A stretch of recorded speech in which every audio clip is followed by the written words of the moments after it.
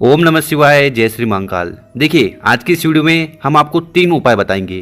तो पहला उपाय है बीमारी से छुटकारे के लिए। अगर आपके घर में कोई ऐसा व्यक्ति है जो बहुत ज़्यादा बीमार है और उसका डॉक्टर से पीछा छूट ही नहीं रहा है, दवाई खत्म होने का नाम नहीं ले रही है, तो कहने का मतलब है कि बीमारी को लेकर बहुत ज़्यादा परेशानी है, समस्या चल रही है, तो आपको 7 दूरवा लेकर एक छोटा सा उपाय कर लेना है और इसके बाद उस व्यक्ति की बीमारी भोलेनाथ की कृपा से खत्म होने लगेगी।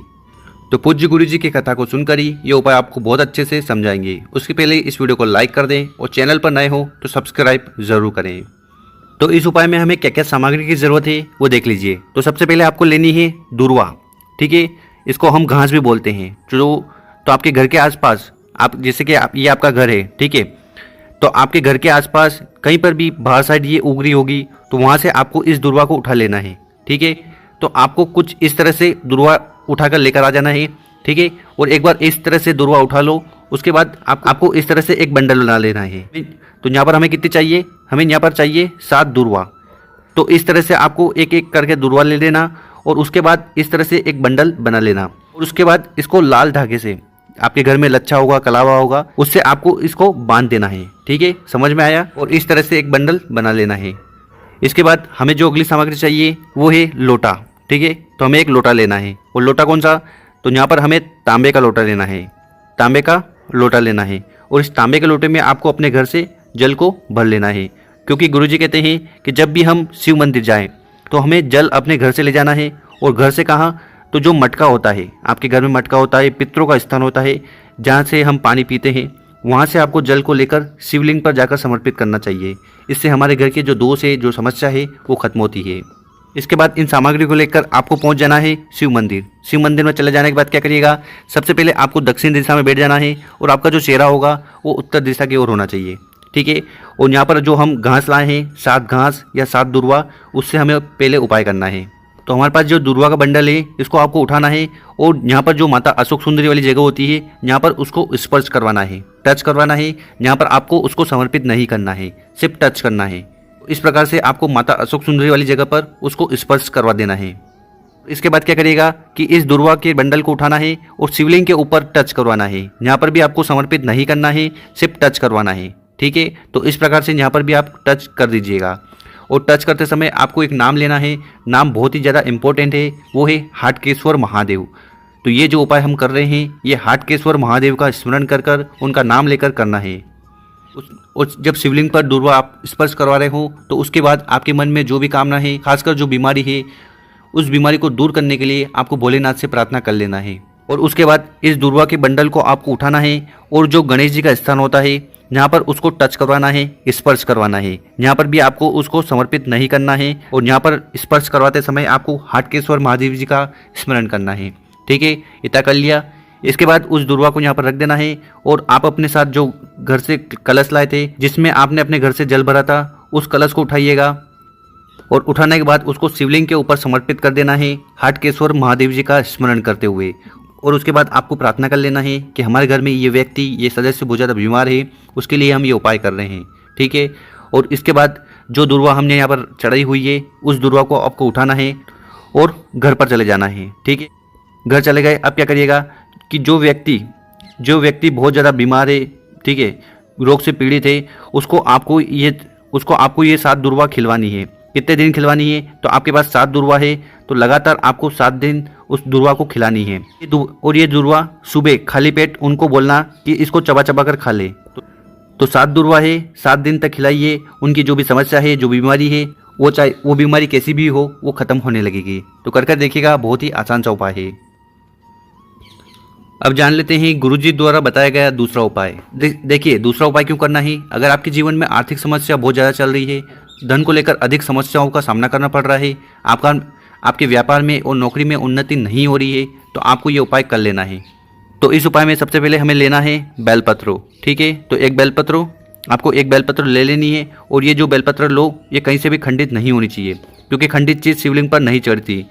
और ऐसी कोई परिस्थिति बनती है कि आपके पास बेलपत्र नहीं मिलती है, तो आप शिव मंदिर जाइएगा एक लोटा जल लेकर और वहाँ पर जो शिवलिंग पर चढ़ी हुई बेलपत्र है उसको उठाइएगा और उसके बाद उसको अच्छे से धोकर अपने उपाय में उसका उपयोग कर सकते हैं।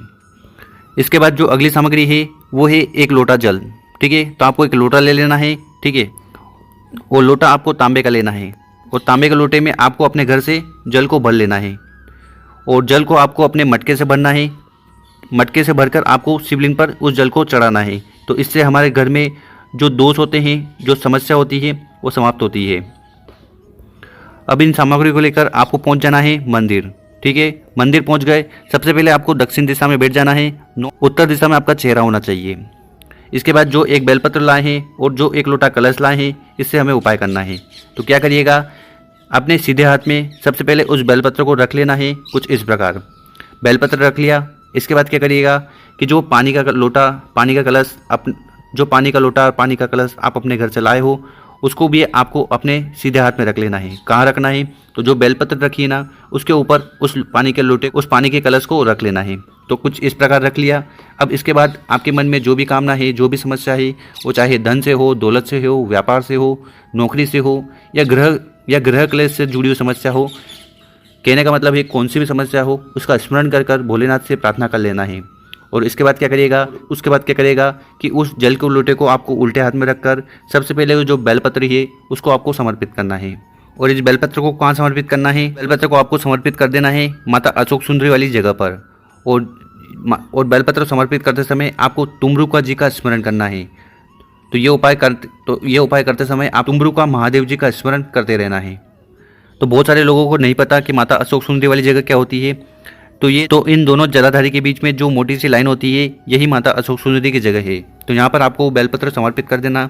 बेलपत्र की जो पत्ती होगी वो शिवलिंग की तरफ होगी और जो डंडी होगी वो जलाधारी की तरफ होगी। तो इस तरह से आपको बेलपत्र को समर्पित कर देना है। और इसके बाद जो जल का लोटा लाए हो, उसमें से आपको आधा जल बेलपत्र के ऊपर समर्पित करना है तुमरुका जी का स्मरण करते हुए। इसके बाद जो आधा लोटा जल है उसको आपको समर्पित करना है महादेव जी के ऊपर। और जब जल समर्पित करो तो आपको तुमरुकेश्वर महादेव का स्मरण करना है। और उसके बाद आपके मन में जो भी कामना है, जो भी इच्छा है, जो भी समस्या है, उसका स्मरण कर कर भोलेनाथ से प्रार्थना कामना कर लेना है। अब जानते हैं गुरुजी द्वारा बताया गया तीसरा महा उपाय। देखिए, ये उपाय भी कामना पूर्ति के लिए है। अगर ऐसी कोई कामना है जो बहुत दिनों से पूर्ण नहीं हो रही है तो इस उपाय को कर लीजिएगा।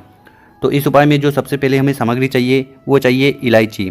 ठीक है, इलायची, जो हरी इलायची हम हमारे घर में उपयोग करते हैं, तो उसको आपको ले लेना है। कितनी चाहिए, मात्र एक हरी इलायची आपको लेना है। ठीक है, इस प्रकार से हरी इलायची लीजिएगा।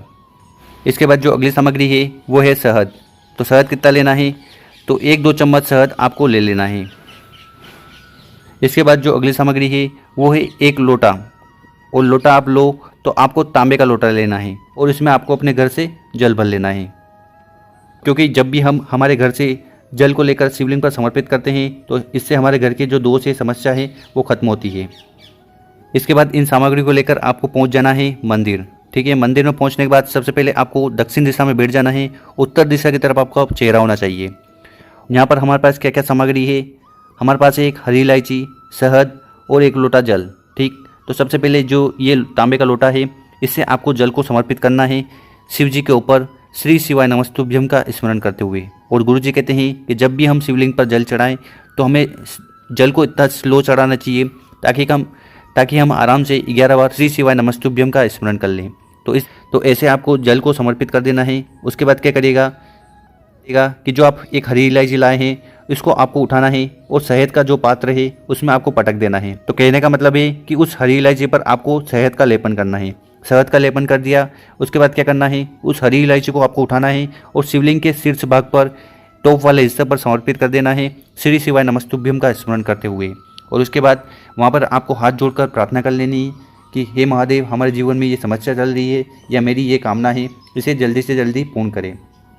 तो ये कामना पूर्ति का बहुत ही अचूक उपाय है, कर जरूर देखिएगा।